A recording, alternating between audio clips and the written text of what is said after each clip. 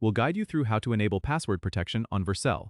If you find this helpful, consider subscribing and liking the video. First, go to your Vercel dashboard and log in using your account credentials. Once you're logged in, navigate to the project you want to protect. Click on the project to open its settings. In the left-hand sidebar, look for the Security section and click on it. Here, you will find the option for password protection. Click on the Enable button next to it. A new window will pop up, prompting you to enter a username and password. This will be the information your visitors will need to access your site. Enter your desired credentials and make sure they are secure. After entering the username and password, click Save or Apply Changes to activate the protection. Now, every time someone tries to access your site, they will be prompted to enter the username and password you just set up.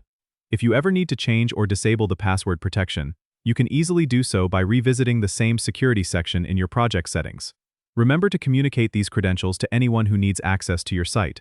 This feature is handy for staging environments or when you want to share a site with a limited audience before it's publicly available. Keeping your project secure is crucial, and with Vercel's password protection, you can ensure that your content is only accessed by those you trust. Don't forget to subscribe and comment if this helped you out.